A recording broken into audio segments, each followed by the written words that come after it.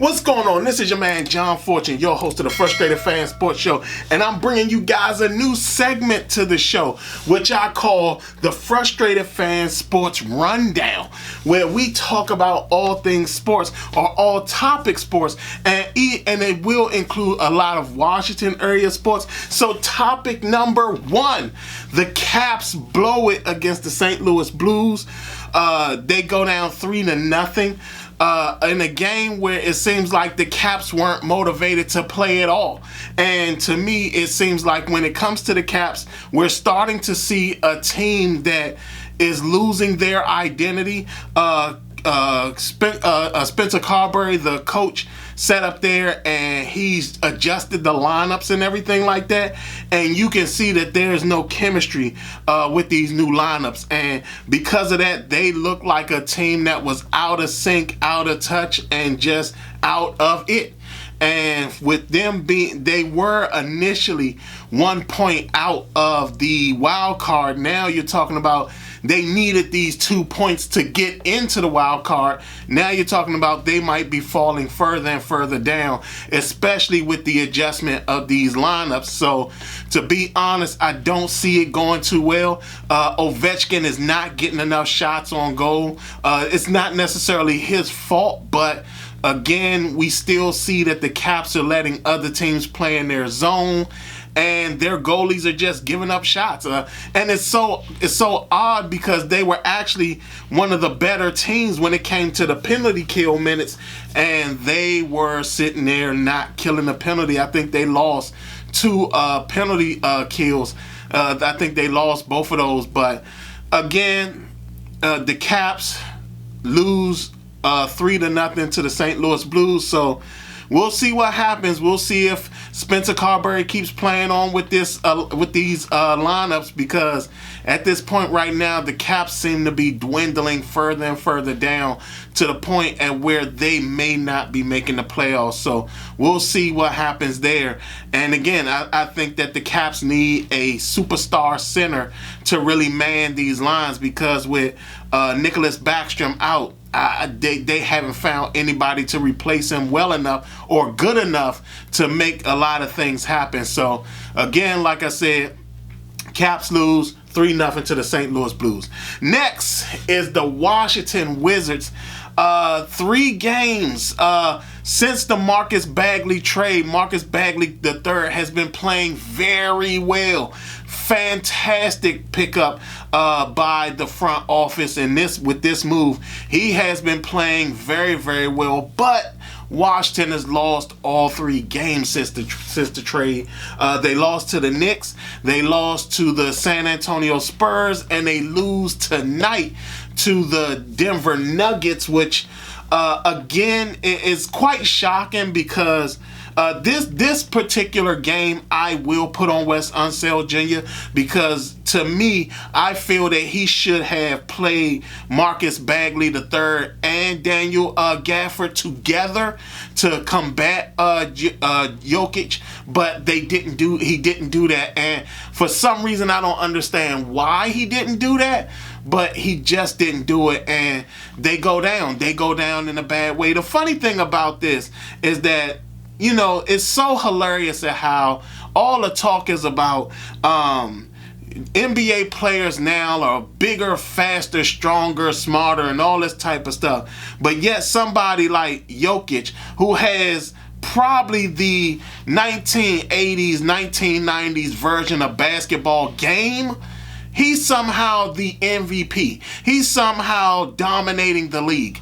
And to be quite honest, it's absolutely hilarious. Like, in all honesty, I'm looking at Jokic as he plays, and to me, he reminds me a whole lot of Adriana Sabonis back in the day. And the crazy thing about that is that I don't understand how a team like the Wizards, who are known for getting up and down the court, didn't sit up there and do that in this game. So many teams are trying to combat Jokic without understanding that all you got to do is just gas him out. Like, if you paid attention to Jokic, there are things that Denver does to give him a breather. Like, they'll sit up there and have him slow walk the ball up. It's stupid. All you got to do is press him at the beginning. Soon as he get the ball, start pressing him. Because you know why? He's going to turn the ball over. Not only that, make him work down in the box. Like, make him defend somebody who has moves as well, or can bring him out further to defend him so they can shoot over top of him. Like I said, to me, it's so hilarious at how all the talk has been about at how these NBA players now are faster, are stronger, are better, and yet a guy who has the 1990s game is somehow dominating the NBA that is supposed to be faster, smarter, and better. I just don't get it. To me, either the NBA is helping with that and making Jokic a better player than he actually is, or the NBA isn't better, it isn't faster, and none of these players are even nowhere near smarter. Because again, to be quite honest, even with these coaches, like I said, Wes Unseld, I put this Denver loss on him because he definitely should have somehow, some way found a way to basically gas out Jokic. Because again, you should have played Gafford and Bagley together when they came out in the first starting five. Not only that, I mean, there's so many things they do to give Joker a rest. When he goes when they go to the free throw line, he's never the guy down in the box because they want him to get some air because he's so easily gassed out. So, like I said again, Washington has lost 3 straight since the Marvin Bagley III trade. I mean, again, he looks good. He looks good with us. I love Koulibaly. He looks like he's the first guy that I've seen since they've been drafting that I can legitimately say I see the potential in this guy. You know, you're talking about Rui and all. I didn't see the potential in him, but Koulibaly, I actually see the potential in him, and I think that he's going to be very, very good in the future. But again, like I said, Washington has lost 3 straight since the Marvin Bagley deal. Next, Cam Newton's game changers versus game managers. As we can see in these playoffs, we now have a bracket. One side, the game changers, the other side, the game managers. We're going to see Patrick Mahomes take on Lamar Jackson. Which game changer makes the difference? And on the other side of the bracket, you got Jared Goff versus Brock Purdy. And we're going to see what game manager does better. As you can see from how everything is going down, it's going to come like the statement that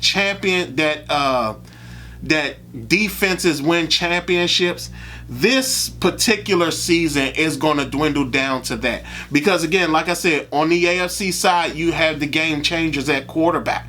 But you're talking about Baltimore's walking into this with a very stout defense. Now, you got a game changer in Patrick Mahomes who finds a way to make certain defenses not look as good as they've been. So again, that's very good. On the other side of the bracket, you also got very good defenses on both teams.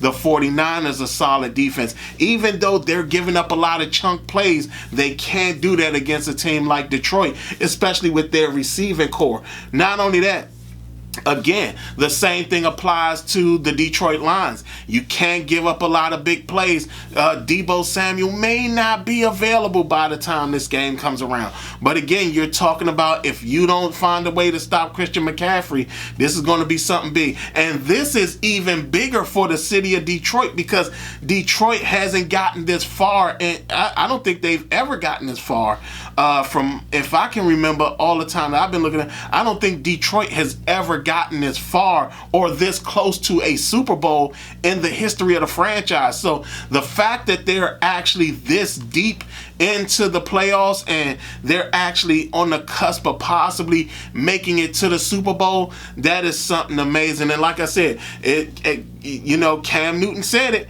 they're game changers and they're game managers, and we're seeing them on different sides of these championship games. On the AFC side, the game changers. On the NFC side, the game managers. So again, I can't wait. I'm excited. Next Sunday will be these games. So again, can't wait for this to go down. Can't wait for this to happen.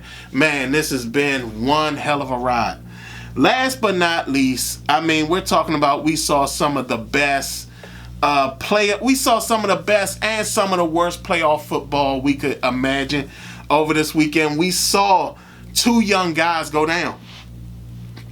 Jordan Love, Green Bay gave the game away. They had an opportunity to knock out the 49ers, and in each moment that they had a chance to knock them out, they did not seal the deal. And because of that, it just turned into a very, very horrid situation for them. And again, this was one of these situations where Green Bay, if they were just a year removed from the Super Bowl, a year removed from the playoffs, a year removed from actually competing. If Jordan Love was in the year before, we're not talking about this team losing at this point. We're talking about this team still marching forward. But they lose at the critical time. They gave the game away. They had this game available to them. They had this game in the box, and they just floundered it. Relying on that unreliable kicker, that was a very bad thing to do. The 49ers had the same issue. Their kicker missed a field goal as well. So, again, you can't talk enough about how Green Bay gave away this game. The Houston Texans, you talking about from worst to first. And these guys really are looking like a team to be really, really concerned with as time goes on, because this is a very young team, and you're talking about they have a lot of their top key guys on rookie deals. I think Derek Stingley might be coming up soon. And I think Jalen Petrie might be coming up, but I think that he's some time away. But again, you're talking about all of their core group is pretty much under contract. Laremy Tunsil might be coming up too, if I can remember. I think because he's been there for about 4 or 5 years now. I think maybe three. But I think he might be coming up as well. But still, like I said, they got a very young core. They got a very good core. Like a majority of their guys are on rookie deals. This is going to be something to watch as this team gets better and better and better. And I think Nico Collins might be one that might be coming up as well, because I think he's been in the league for a minute too. But again, like I said, we're seeing the future of the AFC South, and they look like a team that's going to be probably the contenders in the South for a very long time. Them and the Indianapolis Colts, especially when Anthony Richardson come back and he's even better than he was his rookie season. We're talking about these two teams could be dominant in the AFC South for a very long time. We saw, and the games were good.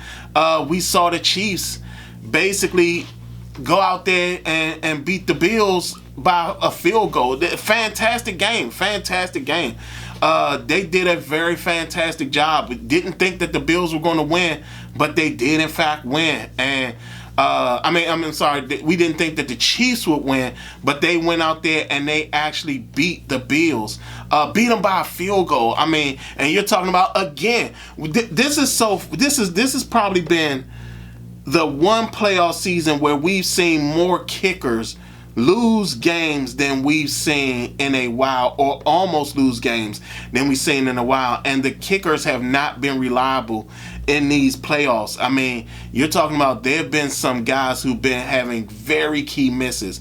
We will see what happens in the championship games, but yeah, we've been seeing some key misses. Detroit beats Tampa Bay again. Detroit. My concern with Detroit is that they let teams stay in and then they run away early, or they run away early in the game and then the team comes back at the end of the game. They were close to losing this game as well. Like, Detroit could have messed around and lost this game. Again, it goes back to the St. Louis Rams. They could have almost lost that game as well. So you can't play around with the San Francisco 49ers. Again, I do think Detroit has a chance, but you're talking about this may come down to whose defense is better. And if the defenses don't come in and actually play like they're supposed to play, then we're talking about Detroit getting this far and actually losing out. But again, I think their defense is pretty good. We will see how this goes. And like I said, again, there is nothing more exciting than what we're seeing. Like I said, we're seeing a bracket. We're seeing two brackets of different types of quarterbacks. And I can't wait till Sunday. Y'all tell me what y'all think. How did y'all feel about this long weekend of nothing but everything sports? I mean, we got basketball over the weekend. In fact, in one night, we had basketball, hockey, and football all on Saturday. So y'all tell me what y'all think. How do y'all feel about the brackets, the game changers versus the game managers? How do y'all some of y'all feel about the Washington Wizards and the Marcus Bagley trade? How do some of y'all feel about Cam Newton's comments about the game changers versus the game managers? Other than that, this has been your man. Oh, how do y'all feel about the Caps possibly not making the playoffs because Spencer Carberry is playing around with the lineups? Y'all tell me what y'all think. Other than that, this has been your man John Fortune, and this has been the Frustrated Fan Sports Show.